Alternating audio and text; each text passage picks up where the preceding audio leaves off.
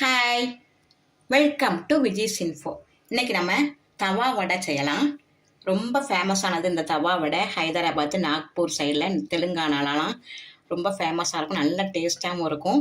நம்ம இதுக்கு நார்மல் உளுந்தம்பருப்பு 2 மணி நேரம் ஊற வச்சு வடையாக தட்டி வச்சுருக்கேன். பாருங்கள், இந்த வடை நம்ம வீட்டில் செஞ்ச வடை தான்.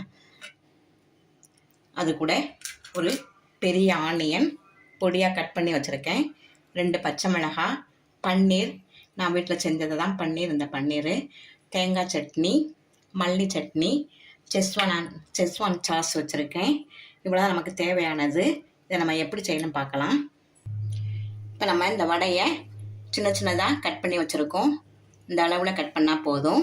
இப்போ நம்ம எப்படி செய்யணும் பார்க்கலாம். இப்போ நான் ஒரு கிரில் பேன் அடுப்பில் வச்சுருக்கேன். உங்கள்கிட்ட கிரில் பேன் இல்லைன்னா சாதாரண தவா கூட, தோசை தவா கூட வச்சுக்கோங்க. அதில் 2 ஸ்பூன் ஆயில் விட்டுருக்கேன். நல்ல ஆயில் சுட்டுருச்சு. இப்போ நம்ம கட் பண்ணி வச்சுருக்கிற ஆனியனை போட்டுடலாம்.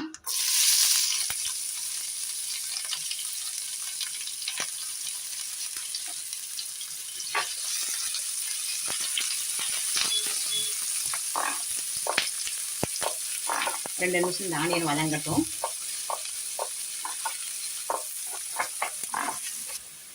இப்போ நம்ம வெங்காயம் நல்லா வதங்கிடுச்சு. இப்போ கட் பண்ணி வச்சுருக்கிறேன் கிரீன் சில்லியை போட்டுடலாம்.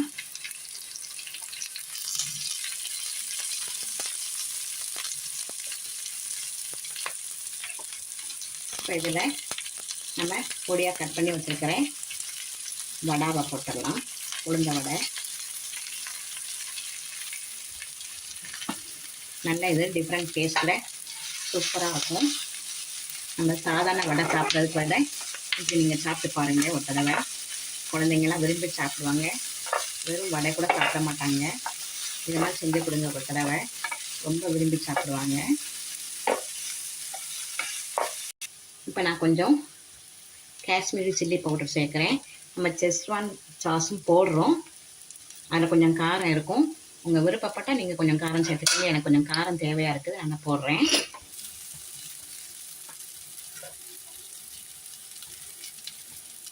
இப்போ நம்ம வீட்டிலே செஞ்ச பன்னீரை கொஞ்சம் தூவி விட்டுறலாம்.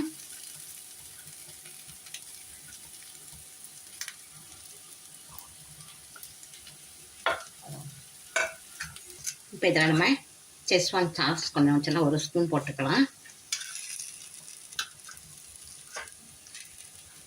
கிரீன் சட்னி, மல்லி, புதினாலாம் போட்டு அரைச்சி வச்சுருக்கேன். அந்த சட்னி ஊற்றிக்கலாம்.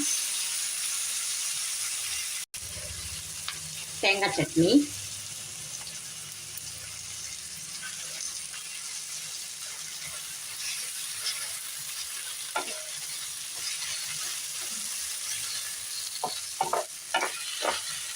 இப்போ நான் 1 ஸ்பூன் தயிர் விடுறேன். நான் போடலை, அப்போ சொல்கிறப்ப தயிர் சொல்லலை, மறந்துட்டேன்.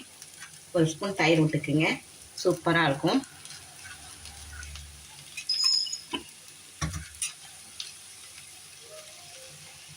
கடைசியில் கொஞ்சம் பன்னீர் தூவிடலாம். அவ்வளோதான், செம்ம டேஸ்டான தவா வடை ரெடி ஆயிடுச்சு. நான் இப்போ ஒரு தட்டில் வச்சு காட்டுறேன். நல்ல டேஸ்டான தவா வடை ரெடி ஆயிடுச்சு பாருங்கள். பார்க்குறதுக்கு எவ்வளோ அழகாக இருக்குதுன்னு. நான் கொஞ்சம் சைடு டிஷ்ஷுக்கு சட்னி வச்சுருக்கேன். தேங்காய் சட்னி, மல்லி சட்னி, டொமேட்டோ சட்னி வச்சுருக்கேன். நீங்கள் விருப்பப்பட்டால் இதை வச்சு சாப்பிட்லாம். ரொம்ப டேஸ்ட்டாக இருக்கும் இந்த தவா வடை. எங்கள் வீட்டில் எல்லாருக்கும் செஞ்சு கொடுத்து அசத்துங்க. இந்த ரெசிபி உங்களுக்கு பிடிச்சிருந்ததுன்னா லைக் பண்ணுங்கள், ஷேர் பண்ணுங்கள், சப்ஸ்கிரைப் பண்ணுங்கள், பெல் ஐக்கானை தட்டி விடுங்க. மற்றும் ஒரு நல்ல ரெசிபி உங்களை சந்திக்கிறேன். பாய்.